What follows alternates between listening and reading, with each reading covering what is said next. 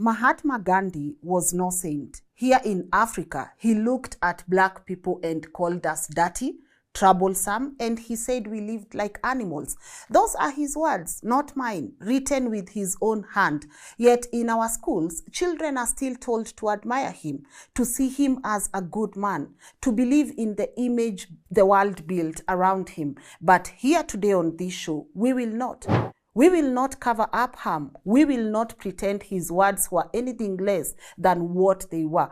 I am going to walk you step by step through the Gandhi you were never taught about, how he came to Africa, not as a liberator, but as a struggling young lawyer looking for work. What he did when he arrived, how he fought to raise Indians above Africans instead of breaking the chains of racism for all. Why he ended up in prison, not for Africans, and why those struggles were about Indian rights, not African freedoms.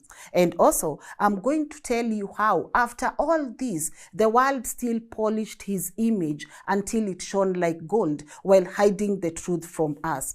And I won't just tell you stories. I will show you in his own words, his own petitions, the reports from his time, so you can see it for yourself. Because if history wants Africans to respect Gandhi, then it must first tell the truth about what Gandhi really thought of Africans. Now, let's go back to where this man was born. Gandhi was born Mohandas Karamchand Gandhi on 2nd October 1869 in a small coastal town of Potaba in Gujarat, Western India.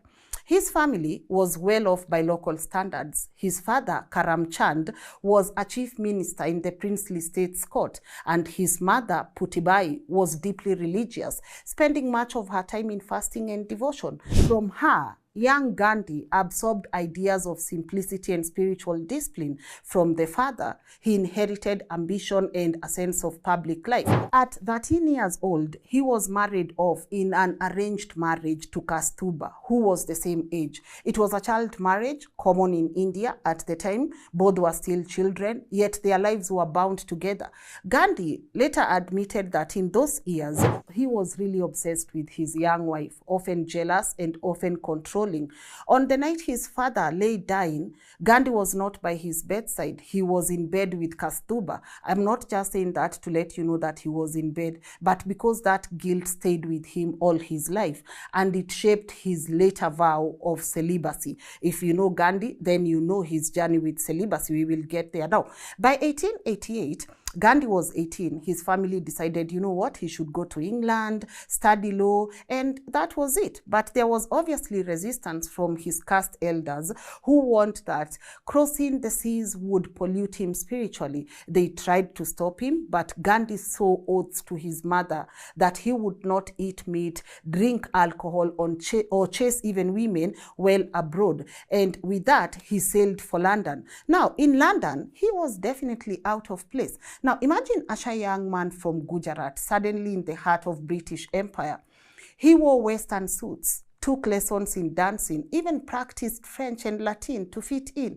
He joined the inner temple to study law, but he also searched for a community. He found it in the vegetarian clubs and religious societies. Now, fascinated by the writings of Tolstoy and Ruskin, he began to flirt with ideas of simplicity and moral living. He even sat on the executive committee of the London Vegetarian Society and wrote articles for its journal. Now, on 10th June 1891, Gandhi was called to the bar. He had earned the title of barrister, but when he returned to India, hoping for a bright career, he found only failure. He struggled in Bombay's courts. He froze in fear during his first case and could not cross-examine a witness. He had no clients, no reputation, no success. In Rajkot, where his family lived, he found small clerical work, drafting petitions, but nothing matched his ambitions. You can imagine this man all the way from London, qualified as a lawyer, but, you know, definitely nothing for him to do. So he came to Africa. But why did he come to Africa? He did not arrive in Africa as a liberator or a man on a mission to end injustice. He came here because he needed a job.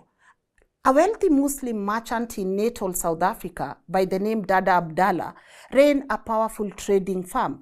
Now, the company had a bitter legal battle with the cousins in Pretoria. That was over £40,000, a fortune in those days. Now, they needed a lawyer who spoke Gujarat, who understood their business, and Gandhi, a young struggling barrister with almost no clients in India, definitely fit the bill. So, in April 1893, Gandhi boarded a ship called the SS Clyde, and on 24th May 1893, he arrived at the port of Durban. He was only 23, thin, shy, bookish, dressed neatly in Western clothes, carrying law books, and a contract that promised him a year of steady pay. Now, Durban greeted him with its brutal racial order. Yeah, if you know what was happening in Durban, South Africa then, he was called a coolie barrister, mocked for his brown skin and turban. Still, you gotta give it to him. He clung to respectability. He saw himself not as one of the oppressed, but as a gentleman lawyer who deserved the privileges of an empire. Now, barely 2 weeks into his stay, and this is where our conversation begins today. Hey there, I hope you're enjoying today's episode, and I just want to take a moment and talk to you about our sponsors. That is Hekalu. They have great pieces of land around Konza Technopolis. And guys, if you remember, just the other day we brought you an entire episode on that, and that project is sold out, but worry not, we launched another one just the other day, and it's close to Mombasa Road. You guys, you get to have water, you saw the boreholes and amazing roads, there's electricity, and their details are on the screen. So if you're looking into investing in a piece of land, check out Hekalu and always let me know how that goes. Now let's go back and continue with our episode today. Gandhi boarded a train from Durban to Pretoria to handle business for Abdallah. His ticket was first class, but when the train reached Umgundulovu or Pietermaritzburg, or one of those names, guys, in Durban, on the night of 7th June 1893, a white passenger complained and said, "Coolies don't belong in here." The conductor ordered Gandhi to leave. Gandhi refused. Officials dragged him out, tossed his luggage onto the platform, and left him shivering in the freezing night air of the station's waiting room. He spent the whole night sitting upright, unable to sleep, humiliated, seething. Later, Gandhi wrote that this was the turning point of his life. The moment he decided to resist injustice. And yes, it was a turning point, but let's be clear, guys. Gandhi's range was not that black Africans were treated as less than human every single day. His range was that he, a suit-wearing Indian lawyer with a valid first-class ticket, was treated like them, treated like the Africans. Now, that night in Umgulandovu is often taught as the beginning of Gandhi's greatness. But for us, it must be remembered as the night Gandhi drew a line in the sand. From then on, his politics in South Africa would fight to separate Indians from Africans, to lift Indians above us in the racial order, not to unite with us in breaking it. Are we clear until there? All right. Now, here's the part your textbook blurred or even forgot. And I want to believe they did not just intentionally forget. This was forgotten by design. Gandhi did not come to fight the whole racial system of South Africa. He wasn't here to tear down segregation or unite the oppressed. He came to lift his own people, the Indians, higher up the ladder while keeping Africans beneath them. All right? In 1895, Gandhi published a pamphlet listing the complaints of Indians in Natal. He presented it almost like a report card to the colonial government. And in it, one of the things he bragged about, and this is funny, was Durban's Central Post Office. Before, in this place, there were only 2 doors, one for Europeans, one for Africans.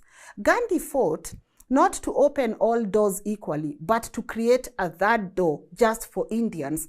And this guy went on to celebrate and said, when the authorities agreed, 1 door for natives, 1 door for Asians, and 1 door for Europeans. Think about that. To the world, And to our books, this was Gandhi's first political victory in Africa.